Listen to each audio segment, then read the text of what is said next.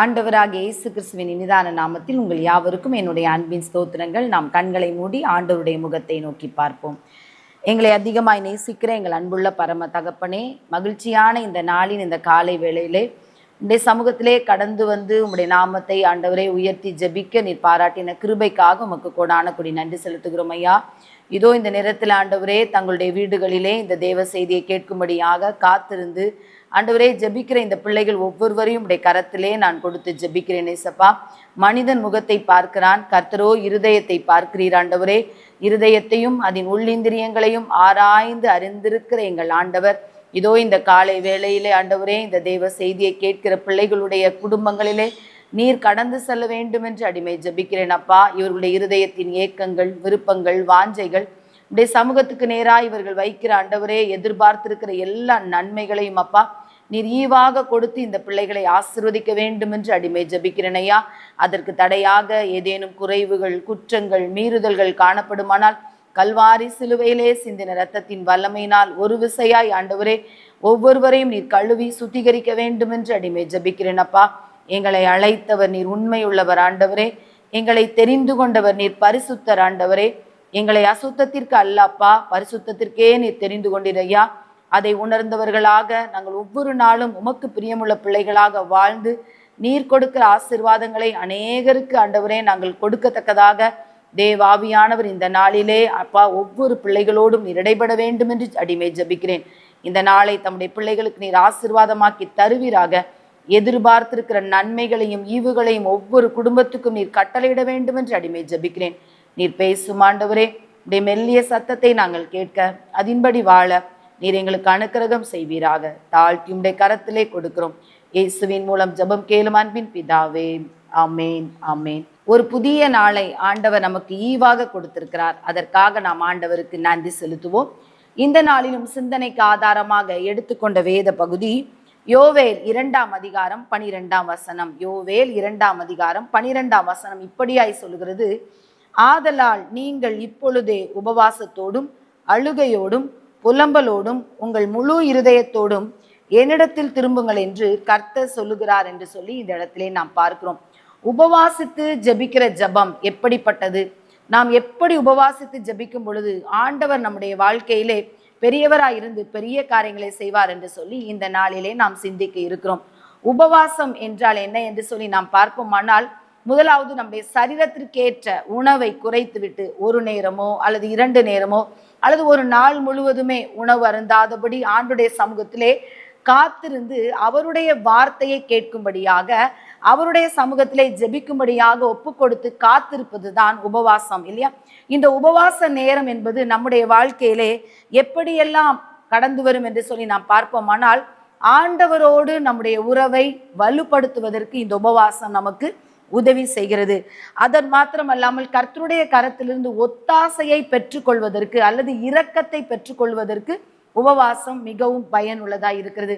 அது மாத்திரமல்லாமல் பாவத்திலிருந்து விடுதலை பெறும்படியாக, அநேக பிசாசின் கட்டுகளிலிருந்து விடுதலை பெறும்படியாக, இப்படி அநேக காரியங்களை வேதத்திலிருந்து நாம் பார்க்கும் பொழுது நம்முடைய சாபங்கள் இல்லையா, குடும்பத்துக்கு விரோதமாய் தலைமுறையின் சாபங்கள் அநேகருடைய வாழ்க்கையிலே காணப்பட்டு பலவிதமான வியாதிகளினால் இல்ல, பல தாய்க்கு இருந்த வியாதி பிள்ளைகளுக்கு இருந்த பிள்ளைகளுக்கு இப்படி வியாதிகள், தலைமுறையின் சாபங்கள் இதுவெல்லாம் நீங்குவதற்கு கர்த்தரிடத்தில் நாம் திரும்புவதற்கு இந்த உபவாசம் மிகவும் பயனுள்ளதாக இருக்குது என்று சொல்லி நாம் பார்க்கிறோம்.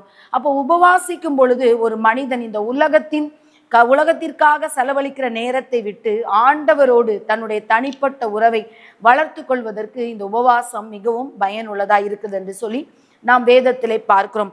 அப்போ முதலாவது ஆண்டவரிடத்தில் திரும்புவதற்கு உபவாசம் நமக்கு உதவி செய்கிறது. அதை தான் நாம் பார்க்கிறோம். யோவேல் 2ஆம் அதிகாரம் 12ஆம் வசனத்திலே ஆண்டவரிடத்தில் திரும்புவதற்கு உபவாசம் நமக்கு உதவி செய்கிறது என்று சொல்லி நாம் பார்க்கிறோம். அப்போ உபவாசம் என்பது ஒரு தனி நபர் ஆண்டவரோடு தன்னுடைய உறவை பலப்படுத்த என்ன பண்ணலாம்? உபவாசிக்கலாம். அல்லது குடும்பமாக ஏதோ ஒரு காரியத்திற்காக ஒரு குடும்பமாய் கணவன் மனைவி பிள்ளைகளாய் ஒருமனப்பட்டவர்களாய் ஒரு நேரம் உணவருந்தாதபடி அல்லது 2 நேரம் உபவாசித்து ஒரு நேரம் மாத்திரம் உணவருந்தி ஆண்டுடைய சமூகத்திலே தங்களை தாழ்த்தி குடும்பமாய் ஒப்பு கொடுத்து ஜெபிக்கும் பொழுது அல்லது சபையாக, சபையின் ஆசீர்வாதத்திற்காக, திருச்சபையின் குடும்பங்களின் ஆசீர்வாதத்திற்காக ஒரு சபை முழுவதும் ஒருமனப்பட்டு உபவாசித்து ஜெபிக்கலாம். அல்லது திரள் கூட்ட ஜனங்கள் இல்லையா, ஆனா ஒரே நோக்கத்தோடு, ஒரே மனதோடு, ஒரே சிந்தையோடு, ஒரே காரியத்திற்காக நாம் உபவாசித்து ஜெபிக்கும் பொழுது கர்த்தருடைய கரத்திலிருந்து நம்முடைய வாழ்க்கையிலே அற்புதங்களும் அதிசயங்களும் கடந்து வரும். அப்போ நிறைய நம்ம வேதத்துல பார்க்கும் பொழுது எதற்காகவெல்லாம் உபவாசித்து ஜெபித்தார்கள் என்று சொல்லி நாம் பார்க்கும் பொழுது பாவத்திலிருந்து விடுதலை பெறும்படியாக, அதாவது பாவ மன்னிப்பை பெற்றுக்கொள்ளும்படியாக உபவாசித்து ஜெபித்ததை நாம் பார்க்கிறோம். அது மாத்திரமல்லாமல் அழிவிலிருந்து பாதுகாக்கப்பட, ஒருவேளை தன்னுடைய குடும்பத்தின் அழிவு, தன்னுடைய ஜனத்தின் அழிவு இல்லையா, திரள் கூட்ட ஜனங்களின் அழிவு, எல்லா அழிவிலிருந்து தங்களை பாதுகாத்துக் கொள்வதற்காக உபவாசித்து ஜெபிக்கிறதை நாம் வேதத்திலே பார்க்கிறோம். இந்த தேவ செய்தியை கேட்டுக்கொண்டிருக்கிற உங்களுடைய வாழ்க்கையில் கூட அநேக பிரச்சனைகள், அநேக போராட்டங்கள், அநேக கண்ணீரான தருணங்கள், கைவிடப்பட்ட சூழ்நிலைகள், இப்படிப்பட்ட சூழ்நிலையிலிருந்து நாம் விடுதலை பெறுவதற்கு உபவாசித்து நாம் ஜெபிக்கும் பொழுது அந்த ஜெபம் மிகவும் பயனுள்ளதாக இருக்கிறது என்று சொல்லி நாம் வேதத்திலே பார்க்கிறோம். வேதத்திலே அநேகர் உபவாசித்து ஜெபித்தார்கள். தனி மனிதர்களாக ஜெபித்திருக்கிறார்கள், குழுவாக ஜெபித்திருக்கிறார்கள், குடும்பமாக ஜெபித்திருக்கிறார்கள், ஒரு பெருந்திரள் கூட்டமாக ஜெபித்திருக்கிறார்கள். இப்படி ஜெபிக்கும் பொழுது ஆண்டவர் உபவாசித்து ஜெபித்த ஜெபத்தை எப்படியெல்லாம் அங்கீகரித்தார், அவர்களுடைய வாழ்க்கையிலே ஆண்டவர் எப்படிப்பட்ட பெரிய காரியங்களை செய்தார், எப்படி நாம் உபவாசித்து ஜெபிக்கும் பொழுது ஆண்டுடைய வல்லமை நம்முடைய தனிப்பட்ட வாழ்க்கையா இருக்கலாம், குடும்ப வாழ்க்கையா இருக்கலாம், திருச்சபையின் வாழ்க்கையா இருக்கலாம், இல்லை இந்த சமுதாயத்தின் காரியமா இருக்கலாம், எந்த காரியமானாலும் நாம் எப்படி உபவாசித்து ஜெபிக்க வேண்டும் என்று சொல்லி வேதம் நமக்கு கற்றுக் கொடுக்கிறது. வேதம் கற்றுக் கொடுத்த வண்ணமாக நாம் உபவாசித்து ஜெபிக்கும் பொழுது ஆண்டவர் நம்முடைய வாழ்க்கையிலே கிரகிக்க முடியாத அதிசயங்களை செய்ய அவர் போதுமானவராய் இருக்கிறார். இங்கே யோவேல் 2ஆம் அதிகாரம் 13ஆம் வசனத்தின் பின்பகுதியை நாம் பார்க்கும் பொழுது வேதம் இப்படியாய் சொல்லுகிறது, நீங்கள் இப்பொழுது உபவாசத்தோடும் அழுகையோடும் புலம்பலோடும் உங்கள் முழு இருதயத்தோடும் என்னிடத்தில் திரும்புங்கள் என்று கர்த்தர் சொல்லுகிறார் என்று சொல்லி இங்கே நாம் பார்க்கிறோம். அப்ப கர்த்தரிடத்தில் திரும்புவதற்காக நாம் என்ன பண்ண வேண்டும்? உபவாசித்து ஜெபிக்க வேண்டும். கர்த்தரிடத்தில் திரும்புவதற்காக ஆண்டவரை நோக்கி விண்ணப்பம் பண்ணி ஜெபித்த பிள்ளைகளை உங்கள் மத்தியிலே வைத்து நான் கடந்து செல்ல ஆசைப்படுகிறேன்.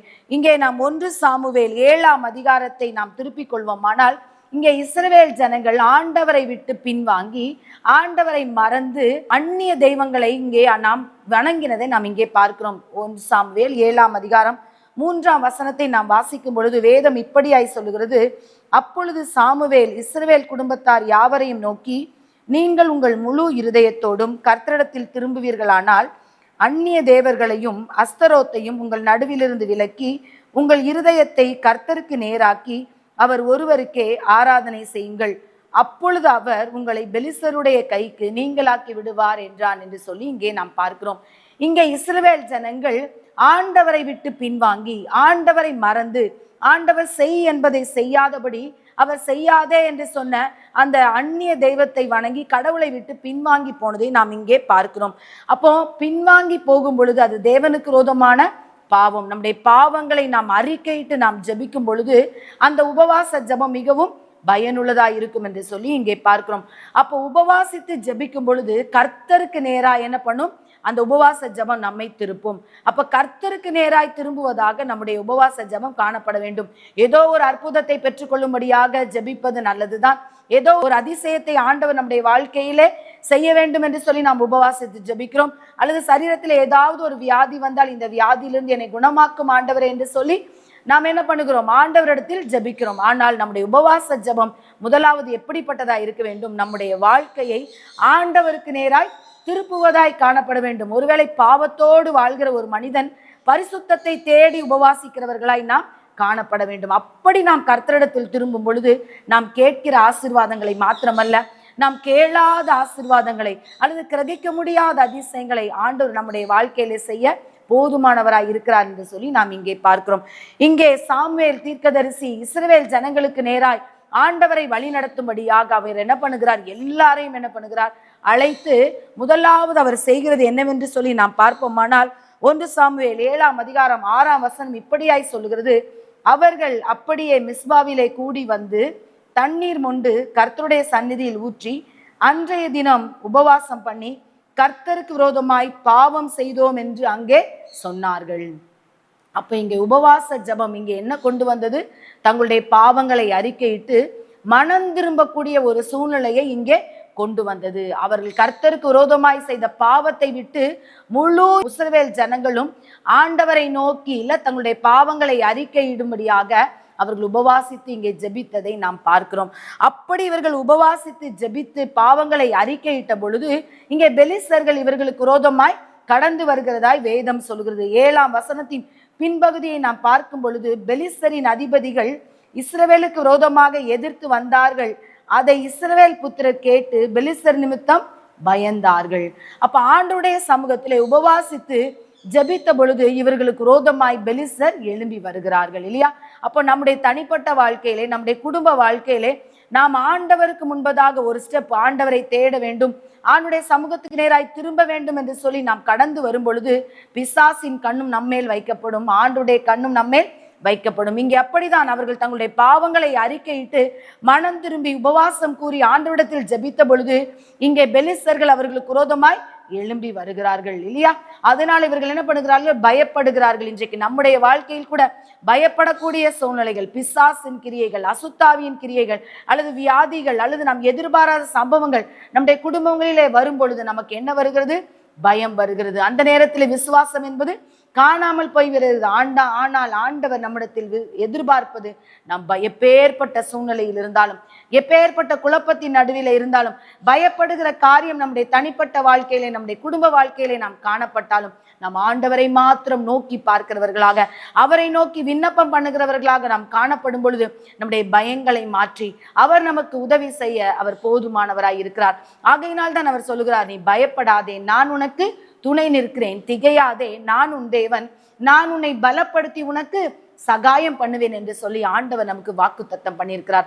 இப்படி பெலிஸ்தருக்கு பயந்தபடியினால் இவர்கள் முதலாவது தங்களுடைய பாவங்களை அறிக்கையிட்டு உபவாசித்து ஜெபித்தபடியினால் இவர்களுக்கு ஒரு பெரிய நம்பிக்கை இருந்தது.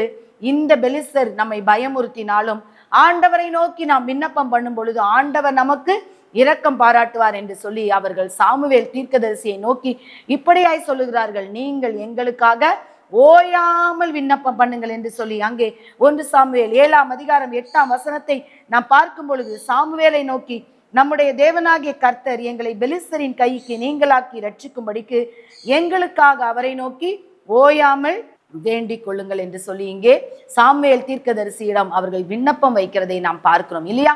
அப்போ உபவாசித்து ஜெபிக்கும் பொழுது அவங்க என்ன செய்யணும் என்பதை ஆண்டவர் அவர்களுக்கு கற்றுக் கொடுக்கிறார்.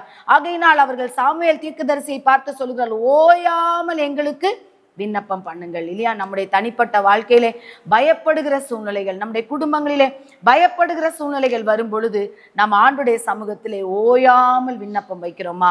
நம்மை நாமே ஆராய்ந்து பார்ப்போம். இங்கே பெலிஸ்தர்களுக்கு இந்த இஸ்ரவேல் ஜனங்கள் பயந்த போதிலும் அவர்கள் ஆண்டவர் மேல் வைத்த நம்பிக்கையினால் அவர்கள் என்ன பண்ணுகிறார்கள்? ஓயாமல் ஜெபிக்கும்படியாய் அங்கே சாமுவேல் தீர்க்கதரிசியிடம் விண்ணப்பம் வைக்கிறதை நாம் பார்க்கிறோம். அப்படியே சாமுவேல் தீர்க்கதரிசி என்ன பண்ணுகிறார்? அந்த விண்ணப்பத்தை ஆண்டவருக்கு நேராய் கொண்டு போகிறதை நாம் பார்க்கிறோம். 9ஆம் வசனம் இப்படியாய் சொல்லுகிறது, சாமுவேல் பால் குடிக்கிற ஒரு ஆட்டுக்குட்டியை பிடித்து அதை கர்த்தருக்கு சர்வாங்க தகன பலியாக செலுத்தி இஸ்ரவேலுக்காக கர்த்தரை நோக்கி வேண்டிக் கொண்டான், கர்த்தர் அவனுக்கு மறுமொழி அருளி செய்தார் என்று சொல்லி நாம் பார்க்கிறோம். அப்போ உபவாசித்து பாவங்களை அறிக்கையிட்டு ஆண்டுடைய சன்னிதானத்திலே ஜெபிக்கிறவர்களாய் நாம் காணப்படும் பொழுது ஆண்டவர் நம்முடைய ஜெபங்களை கேட்கிறவர், நம்முடைய ஜெபத்துக்கு அவர் பதில் கொடுக்கிறவர். வேதம் அதனால் தான் சொல்லுகிறது, நம்முடைய அக்கிரமங்களும் நம்முடைய பாவங்களும் ஆண்டுடைய சமூகத்துக்கு நேராக நம்முடைய ஜெபங்கள் கடந்து போகாதபடிக்கு தடையாயிருக்கிறது என்று சொல்லி. ஆனால் நாம் அறிக்கையிட்டு உபவாசித்து ஆண்டுடைய சமூகத்திலே காத்திருந்து ஜெபிக்கும் பொழுது ஆண்டவரே நமக்கு துணையாக வந்து உதவி செய்கிறதை நாம் வேதத்திலே பார்க்கிறோம் இல்லையா? இங்கே சாமுவேல் தீர்க்கதரிசி இஸ்ரவேல் ஜனங்களுக்காக விண்ணப்பம் பண்ணின பொழுது ஆண்டவர் என்ன பண்ணுகிறார்? அந்த யுத்தத்தை நடத்தும்படியாக பெலிஸ்தர்களை என்ன பண்ணுகிறார்? கலங்க பண்ணுகிறதை நாம் இங்கே பார்க்கிறோம் இல்லையா? கலங்கடிக்கும்படியாய் பயமுறுத்தும்படியாய் பிசாசானவன் பலவிதமான கிரியைகளை கொண்டு வந்த பொழுது ஆண்டவரை இஸ்ரவேல் ஜனங்களும் சாமுவேல் தீர்க்கதரிசியும் சார்ந்து கொண்டபடியினால் ஆண்டவர் அவர் வேண்டிக் கொண்டபடி ஆண்டவரே அந்த யுத்தத்தை நடத்தினதாய் வேதம் சொல்லுகிறது. 1 சாமுவேல் 7ஆம் அதிகாரம் 10ஆம் வசனத்தை நாம் வாசிக்கும் பொழுது, பெலிஸ்தர் இஸ்ரவேலின் மேல் யுத்தம் பண்ண நெருக்கினார்கள். கர்த்தர் மகா பெரிய இடி முழக்கங்களை பெலிஸ்தர் மேல் அந்நாளிலே முழங்க பண்ணி அவர்களை கலங்கடித்ததினால் அவர்கள் இஸ்ரவேலுக்கு முன்பதாக பட்டு விழுந்தார்களாம் இல்லையா.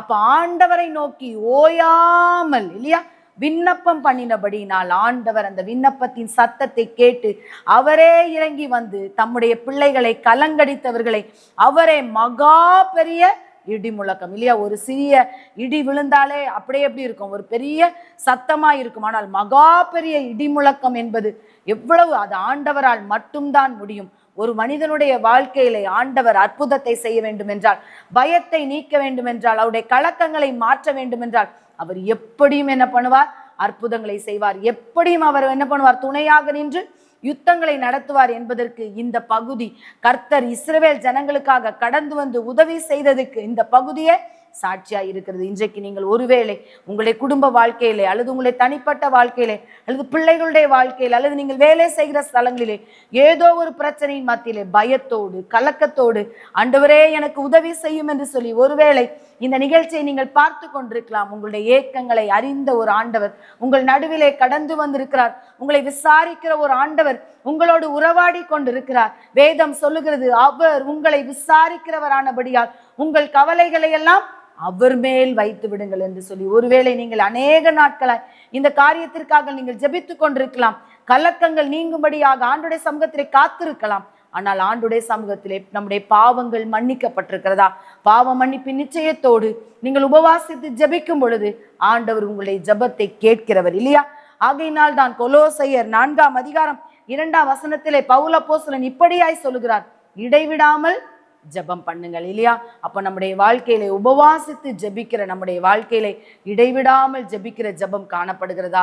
நம்மை நாமே ஆராய்ந்து பார்ப்போம். பரிசுத்தத்தோடு நாம் ஆண்டவருடைய சன்னிதானத்திலே கடந்து வந்து ஜெபிக்கிறோமா? அப்படி நாம் ஜெபிக்கும் பொழுது நம்முடைய உபவாசம் எப்படிப்பட்டதா இருக்கும்?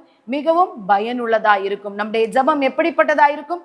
தேவ சந்நிதியை போய் எட்டுகிறதா இருக்கும். ஆகையினால் தான் அன்றைக்கு இஸ்ரவேல் ஜனங்கள் தங்களுடைய பாவங்களை அறிக்கையிட்டு உபவாசித்து ஜெபித்த பொழுது கர்த்தரே வந்து என்ன பண்ணினார், அந்த யுத்தத்தை நடத்தி அவர்களை கலங்க பண்ணினவர்களை என் ஆண்டவர் கலங்க பண்ணினதாய் வேதம் சொல்லுகிறது. அப்படியாய் கடைசியில் இந்த அற்புதத்தை சுதந்திரித்து கொண்ட சாமுவேல் தீர்க்கதரிசி 12ஆம் வசனத்திலே இப்படியாய் சொல்லுகிறார், அவர் மிஸ்பாவுக்கும் சேனுக்கும் நடுவாக ஒரு கல்லையிலே எடுத்து நிறுத்தி இம்மட்டும் கர்த்தர் எங்களுக்கு உதவி செய்தார் என்று சொல்லி அதற்கு எபனேசர் என்று சொல்லி பெயரிட்டதை நாம் பார்க்கிறோம். அப்போ ஆண்டவருடைய சமூகத்திலே நாம் காத்திருக்கும் பொழுது நம்முடைய பாவத்தை அறிக்கையிட்டு மனம் திரும்பி ரட்சிக்கப்பட்டு ஆண்டவருடைய சமூகத்திலே உபவாசித்து ஜெபிக்கும் பொழுது ஆண்டவருடைய நம்முடைய ஜெபங்களை ஏற்றுக்கொள்ளுகிறவராய் இருக்கிறார். அந்த ஜெபங்களை அவர் அங்கீகரிக்கிறவராய் இருக்கிறார். கடைசியாக சாட்சியாக என்ன பண்ணுகிறார், ஆண்டவர் இவர்களை நிறுத்தினதை நாம் பார்க்கிறோம். இம்மட்டும் கர்த்தர் எங்களுக்கு உதவி செய்தார் இல்லையா. இம்மட்டும் உதவின எபினேசரே இனிமேலும் காத்திடுவார், இந்த உலகத்தில் இருக்கிற அவனை விட என் தேவன் பெரியவரே என்று சொல்லி ஃபாதர் பாடி ஆண்டவரை துதிக்கிறதை நாம் பார்க்கிறோம். அப்ப இம்மட்டும் உதவி செய்த எபினேசர் இனிமேலும் நமக்கு உதவி செய்ய வல்லமை உள்ளவராய் இருக்கிறார். இந்த காலை வேளையில இந்த தேவ செய்தியை கேட்டுக்கொண்டிருக்கிற என் அன்பு சகோதரனே, என் அன்பு சகோதரியே, நீங்கள் எப்பேற்பட்ட கலக்கத்தின் மத்தியிலே பயத்தின் மத்தியிலே இந்த நிகழ்ச்சியை நீங்கள் பார்த்து கொண்டிருந்தாலும் உங்களுடைய உபவாசத்தை ஆண்டவர் கனப்படுத்த அவர் ஆயத்தமாய் இருக்கிறார். அவர் விரும்புகிறபடி உபவாசித்து அவர் அண்டையில் நாம் திரும்பும் பொழுது அவர் நமக்கு எப்பேற்பட்ட சூழ்நிலையானாலும் எப்பேற்பட்ட கலக்கங்களானாலும் பயங்களானாலும் அதை மாற்றி அவர் நமக்கு உதவி செய்ய அவர் போதுமானவராய் இருக்கிறார். ஏனென்றால் அவர் எப்படிப்பட்டவர், அவர் எபினேசர் இல்லையா. அவர் எபினேசர் அன்றைக்கு இஸ்ரவேல் ஜனங்களுக்கு மாத்திரமல்ல, இன்றைக்கு அவரை நோக்கி கூப்பிடுகிற ஒவ்வொருவருடைய வாழ்க்கையிலும் அவர் உதவி செய்கிற தெய்வமாக அவர் கடந்து வருகிறார். வேதம் சொல்லுகிறது, கூப்பிடுகிற காக்கை குஞ்சுகளுக்கும் அவர் ஆகாரம் கொடுக்கிறவர், உதவியற்ற எளியவனுக்கும் சிறுமைப்பட்டவனுக்கும் அவர் உதவி செய்கிறவர். நீங்கள் எந்த நிலையில் இருந்தாலும் ஆண்டுடைய சமூகத்திலே உங்களை தாழ்த்தி பரிசுத்தம் பண்ணி மனம் திரும்பும் பொழுது ஆண்டவர் உங்களுக்கு உதவி செய்ய அவர் போதுமானவராய் இருக்கிறார். இரண்டாவதாக உபவாசித்து ஜெபிக்கும் பொழுது என்ன நடக்கும் என்று சொல்லி நாம் பார்ப்போமானால் யோவேல் 2ஆம் அதிகாரம் 13ஆம் வசனத்தின் பின்பகுதியும் 14ஆம் வசனமும் இப்படியாய் சொல்லுகிறது, அவர் உங்கள் இருதயங்களை கிழித்து உங்கள் தேவனாகிய கர்த்தரிடத்தில் திரும்புங்கள், அவர் இரக்கமும் மன உருக்கமும் நீடிய சாந்தமும் மிகுந்த கிருபையும் உள்ளவர், அவர் தீங்குக்கு மனஸ்தாபப்படுகிறவருமாய் இருக்கிறார் என்று சொல்லி நாம் இங்கே பார்க்கிறோம். அப்ப முதலாவது ஆண்டவர் நாம் உபவாசித்து ஜெபிக்கும் பொழுது அவர் நம்முடைய கலக்கங்களை மாற்றுகிறவராய் இருக்கிறார். இரண்டாவது, நாம் ஆண்டவருடைய சமூகத்தில் உபவாசித்து ஜெபிக்கும் பொழுது அவர் நமக்காக வரப்போகிற தீங்குக்கு மனஸ்தாபப்படுகிறவராய் இருக்கிறார் என்று சொல்லி நாம் பார்க்கிறோம். அப்ப ஆண்டவர் தீங்குக்கு மனஸ்தாபப்பட வேண்டும் என்றால் எப்பொழுது அவர் மனஸ்தாபப்படுவார்? நாம் மனம் திரும்பும் பொழுதுதான் ஆண்டவர் நமக்காக அவர் என்ன பண்ணுவார்? கடந்து வருவார் என்று சொல்லி நாம் இங்கே பார்க்கிறோம் இல்லையா? நம்முடைய வஸ்திரங்களை அல்ல, நம்முடைய இருதயங்களை கிழித்து ஆண்டுடைய சமூகத்திலே நாம் திரும்புகிறவர்களாய் காணப்பட வேண்டும். அப்படி நாம் திரும்பும் பொழுது ஆண்டவர் நமக்காக மனஸ்தாபப்படுவார் இல்லையா? அப்ப இன்றைக்கு நம்முடைய வாழ்க்கையில காணப்படுகிற தீங்குக்கு நாம் மனஸ்தாபப்படுகிறோமா இல்லையா? மனம் திரும்பும் பொழுது மாத்திரம்தான் ஆண்டவர் நம்முடைய வாழ்க்கையிலே இரக்கத்தையும் மேன்மையையும் கிருபையையும் பாராட்டுவார் என்று சொல்லி இங்கே யோவேல் 2ஆம் அதிகாரத்திலே நாம் பார்க்கிறோம். யோனா 1ஆம் அதிகாரம் 2ஆம் வசனத்தை நாம் வாசிக்கும் பொழுது அங்கே நினிவே ஜனங்கள் இல்லையா, ஆண்டவருக்கு விரோதமாய் பாவம் செய்து அக்கிரமத்தினால் நிறைந்தபடினால், யோனா 1ஆம் அதிகாரம் 2ஆம் வசனத்திலே நினிவேவின் அக்கிரமம் எங்கே கடந்து போனது? ஆண்டுடைய சந்நிதிக்கு நேராய் கடந்து போனதை நாம் அங்கே பார்க்கிறோம். நினிவே ஜனங்களுடைய அக்கிரமம் ஆண்டுடைய சந்நிதிக்கு நேராய் கடந்து போன பொழுது ஆண்டவர் நினிவேயை அழிக்க சித்தமானார் என்று சொல்லி நாம் வேதத்திலே பார்க்கிறோம் இல்லையா? அப்போ ஆண்டவர் செய் என்பதை செய்யாமல் செய்யாதே என்பதை செய்வதுதான் என்னது? அக்கிரமம் இல்லையா? அப்போ ஆண்டவர் செய் என்பதை நாம் செய்கிறோமா? வேதத்திலே ஆண்டவர் செய்யாதே என்பதை செய்கிறோமா? நம்மை நாமே ஆராய்ந்து பார்ப்போம். இங்கே சங்கீதம் 1ஆம் அதிகாரம் 1ஆம் வசனத்தை நாம் வாசிக்கும் பொழுது, துன்மார்க்கருடைய ஆலோசனையில் நடவாமலும் பாவிகளுடைய வழியில் நில்லாமலும் பரியாசக்காரர் உட்காரும் இடத்தில் உட்காராமலும். 2ஆம் வசனம் இப்படியாய் சொல்லுகிறது, கர்த்தருடைய வேதத்தில் பிரியமாயிருந்து இரவும் பகலும் அவருடைய வேதத்தில் தியானமாயிருக்கிற மனுஷன் பாக்கியவான் என்று சொல்லி நாம் பார்க்கிறோம். அப்ப ஆண்டவர் செய் என்பதை நாம் செய்கிறவர்களாய் காணப்பட வேண்டும். அவர் செய்யாதே என்பதை செய்யாமல் இருக்கிறவர்களாய் நாம் காணப்பட வேண்டும். அப்ப இன்னைக்கு நம்முடைய வாழ்க்கையில நிறைய நேரத்துல ஆண்டவர் செய் என்பதை செய்கிறோமா? கர்த்தருடைய வேதத்தில் பிரியமாயிருந்து இரவும் பகலும் அவருடைய வேதத்தில் தியானமாயிருக்கிற மனுஷனை ஆண்டவர் பாக்கியவான் என்று சொல்லுகிறார். இன்றைக்கு நாம் வேதத்தை வாசிக்கிறோமா? வேதத்தை தியானிக்கிறோமா? வேதம் சொல்லுகிறது, அதிகாலையில் என்னை தேடுகிறவர்கள் என்னை கண்டடைவார்கள் என்று சொல்லி. காலையிலே நாம் எழுந்ததுமே முதலாவது நாம் வேதத்தை தேடுகிறோமா? நம்மை நாமே ஆராய்ந்து பார்ப்போம். இந்த காலகட்டங்களில் வேதத்தை எடுத்து வாசிப்பது என்பது அரிதாய் காணப்படுகிறது. ஆனால் ஆண்டவர் சொல்லுகிறார், அவருடைய வேதத்தின் மேல் பிரியமாய் இருக்கிறவர்கள் ஆசிர்வதிக்கப்படுவார்கள். இன்னைக்கு உலகத்துல மனிதர்கள் ஆசிர்வதிக்கப்படும்படியாக நிறைய படிப்புகள் படிக்கிறார்கள், நிறைய பதவி உயர்வை தேடுகிறார்கள், பணத்தை எப்படிலாம் சம்பாதிக்கலாம் அப்படின்னு சொல்லி என்ன பண்றாங்க? கையடக்க செல்போன்ல எல்லாத்தையும் தேடுறாங்க. தூங்கி எழுந்ததும் வேதத்தை எத்தனை பேர் நாம் எடுக்கிறோம்? நம்மை நாமே ஆராய்ந்து பார்ப்போம். தூங்கி எழும்பும் போதே செல்போனுடைய முகத்தில முழிக்கிறவர்கள் தான் அதிகமாக இருக்கிறார்கள் இல்லையா? செல்போனை எடுத்ததும் நம்ம என்ன பண்றோம்? ஆட்டோமேட்டிக்கா உலகத்தின் காரியத்துக்குள்ள கடந்து போகிறோம். இன்னைக்கு ஆண்டவர் அப்படிப்பட்ட மனிதர்களை தேடவில்லை. அவரை உண்மையாய் தேடுகிற மனிதர்களை என் ஆண்டவர் தேடுகிறார். அவரை உண்மையாய் தேடும் பொழுது அவருக்கு விரோதமாய் பாவம் செய்த நினிவே ஜனங்கள் ஆண்டவரை நேராய் தங்களுடைய இருதயங்களை திருப்பின பொழுது, மனம் திரும்பின பொழுது என் ஆண்டவர் அவர்களுக்கு உதவி செய்தார். இன்றைக்கு நம்முடைய வாழ்க்கையில என் இருதயத்தில் நான் அக்கிரம செய்கை கொண்டிருந்தேன், ஆனால் ஆண்டவர் என்னுடைய விண்ணப்பத்துக்கு செவி கொடார். அப்ப நம்ம அக்கிரமத்தை செய்து ஆண்டுடைய சமூகத்துல என்ன பாவம் பண்ண அப்படின்னு சொல்லாதபடிக்கு ஆண்டவர் செய் என்பதை நாம் செய்கிறோமா என்று சற்று நம்மை நாமே ஆராய்ந்து பார்ப்போம். ஆண்டவர் செய்யாதே என்பதை செய்கிறோமா அல்லது செய் என்பதை செய்கிறோமா? ஆண்டவர் செய்யாதே என்பதை நாம் செய்வோமானால் நம்மை போல பரிதபிக்கப்பட்ட ஜனம் இந்த உலகத்தில் ஒன்றுமில்லை. அப்ப ஆண்டவர் எதையெல்லாம் செய் என்று சொல்லி நாம் கற்றுக்கொள்ள வேண்டும் என்றால் இந்த வேதத்தின் ரகசியங்களை நாம் ஆராய்கிறவர்களாக, பாக்கியவான்களாக, பாக்கியவதிகளாக ஆண்டவர் நம்மை தெரிந்தெடுத்திருக்கிறார். நான் வேதத்தின் மகத்துவங்களை உங்களுக்கு எழுதி கொடுத்தேன் என்று சொல்லியிருக்கிறார். அப்ப இதை ஆராயத்தக்கதாக இரவும் பகலும் இதன் மேல் பிரியமாயிருக்கிற மனுஷன் அவன் செய்வதெல்லாம் வாய்க்கும் இல்ல. வேதம் அப்படிதான் சொல்லுகிறது. அவன் நீர்ப்பாய்ச்சலான தோட்டத்தை போல, வற்றாத நீரூற்றை போல காணப்படுவான் என்று சொல்லி நாம் பார்க்கிறோம். அப்ப கர்த்தருக்கு பயப்படுகிற மனிதர்களாய் நாம் முதலாவது காணப்பட வேண்டும். அப்போ நமக்கு முதலாவது பாவ மன்னிப்பின் நிச்சயம் காணப்பட வேண்டும். இரண்டாவதாக நம்முடைய வாழ்க்கையில நம்முடைய அக்கிரமம் நீங்கும்படியாக நாம் ஆண்டுடைய சமூகத்தை ஒவ்வொரு நாளும் தேடுகிறவர்களாக, அவருடைய வசனத்தை வாஞ்சித்து அதன்படி நடக்கிறவர்களாக நாம் காணப்படும் பொழுது ஆண்டவர் நமக்கு உதவி செய்ய அவர் ஆயத்தமாயிருக்கிறார். அன்று நினிவே ஜனங்கள் பெரியோர் முதல் சிறியோர் வரைக்கும் கர்த்தரிடத்தில் என்ன பண்ணாங்களாம்? உபவாசம் கூறி அவர்கள் மனம் திரும்பினார்கள். மனம் திரும்பின அவர்களுக்கு என் ஆண்டவர் என்ன பண்ணினார்? மனஸ்தாபப்பட்டார். அப்போ தீங்குக்காக என் ஆண்டவர் மனஸ்தாபப்படுகிறவர். எப்பேற்பட்ட அழிவையும், எந்த மனிதனும் அழிந்து போவது ஆண்டவருக்கு சித்தமில்லை. மனம் திரும்புகிற ஒரே பாவி நிமித்தம் பரலோகமே என்ன பண்ணுமாம்?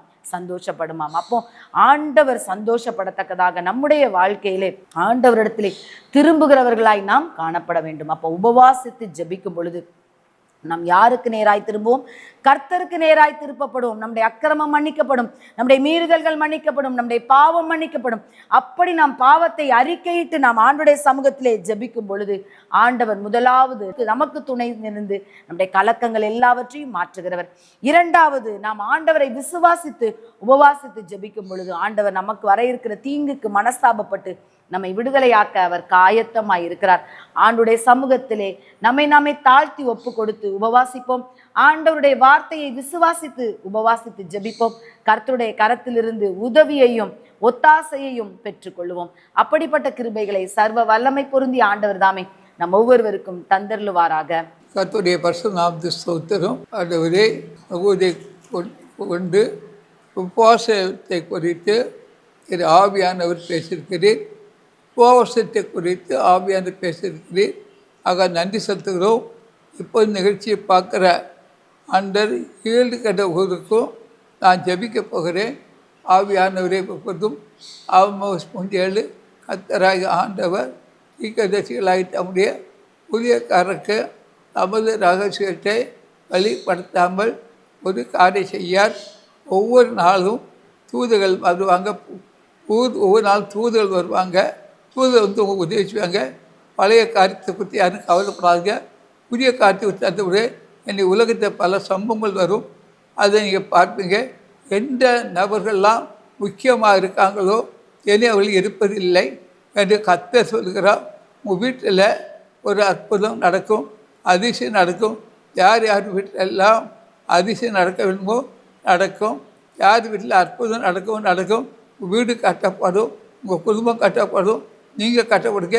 எது சந்தோஷம் வரும், சமாதானம் வரும், அற்புதம் வரும். எனக்கு காலம் செல்லாது, நாட்கள் பொல்லாத உள்ளாக இருக்கிறபடியால் காலத்தை பிரயோஜனப்படுத்திக் கொள்ளுங்க. இனி ஒவ்வொரு வீட்டிலும் தேவன் தூதன் வருவான். உங்கள் வீட்டை ஆசிரிப்பான், உங்கள் குடும்பத்தை ஆசிரிப்பான், பிள்ளைகளை ஆசிரிப்பான். இனி சந்தோஷம் பொங்கி பாயும், சமாதானம் பொங்கி பாயும், ஆசீர்வாதம் பொங்கி இதுவரை இல்லாத நன்மைகள் தேடி வரும். 1 மாதத்துக்குள்ள பல வீடுகளில் நன்மை வரப்போகுது. எதிர்பாராத நன்மைகள், எதிர்பாரா ஆதிசரம் என்ற குறைவு இருக்காது, தரவாக இருக்கும். நன்மை தவிர என்னை தீமை வராது. உலகத்தில் உள்ள எல்லா விக்கிரமும் எடுக்கப்பட்டுரும். கொஞ்ச நாட்குள்ள உலகத்தை இருக்க ஒரு விக்கிரம் கூட இருக்காது. கொஞ்ச நாள் எடுக்கப்படும். எடுக்கப்பட்டே தீரும். உங்களை பாதுகாக்கிறேன், உங்களை தாங்குகிறேன், உங்களை சுமக்கிறேன், உங்களை ஏந்துகிறேன் என்று சந்தோஷம் வரும், அற்புதம் வரும், அதிசயம் வரும். குறை வராது. நிச்சயமாக முடிவு உண்டு. உன் நம்பிக்கை வீண் போகாது. தேவ தூதர் வந்து உங்கள் வீட்டுக்கு வந்துக்கிட்டு இருக்கிறாங்க. எனக்கு கலைகள், வீட்டில் முளைத்த கலைகள், எதுவும் பிடுங்காத கலைகளை தூதர்கள் வந்து பிடுங்குவாங்க. அசுத்த ஆவியை துரத்துவாங்க. விளக்கை கொளுத்தி வைப்பாங்க. விளக்கு அணையாதபடி பாதுகாப்பாங்க. எந்த கஷ்டம் இருந்தாலும் நீங்களும் 1 மாதத்தில் உலகத்தில் மாற்றங்கள் வரும். அதை பார்ப்பீங்க. அற்புதம் இருக்கும், ஆச்சரியம் இருக்கும், குறைவு இருக்காது, தரவாக இருக்கும், நன்மை இருக்கும். எந்த தீமை வராது.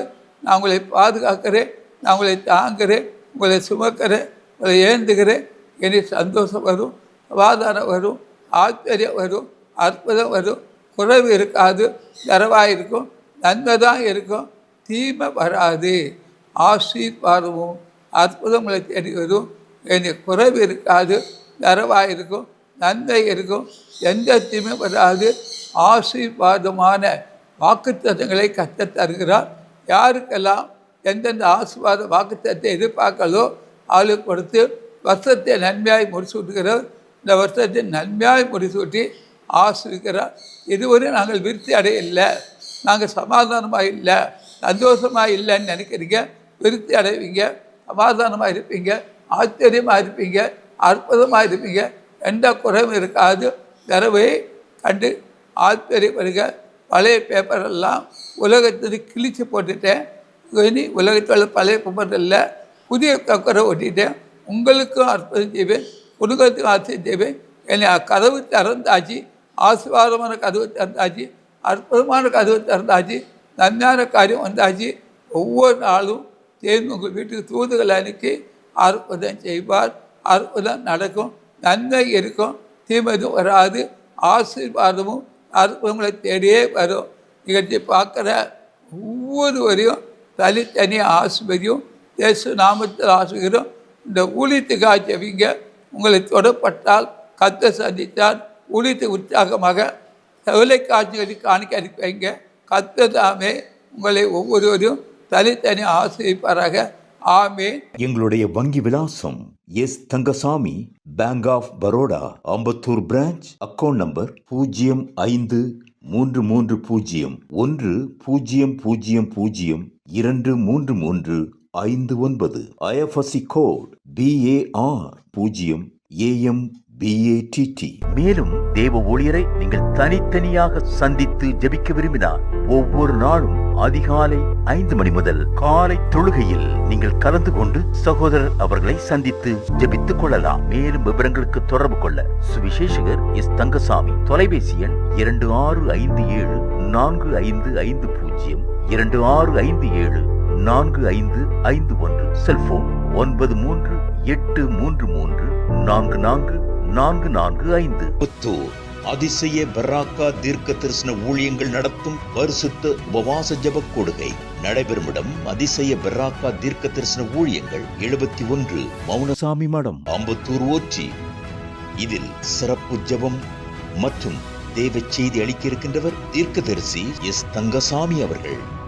அன்பானவர்களே, இந்த உபவாச கூட்டத்தில் கலந்து கொண்டு தேவ ஆசீர்வாதங்களை பெற்று செல்ல அன்புடன் அழைக்கப்படுகின்றனர். அவர் அட்ரஸ் இவாஞ்சலிஸ்ட் தங்கசாமி, அதிசய பராக்கா prophetic ministries, number 71 Mounasamy Madam, Ambattur ஓச்சி, சென்னை 53.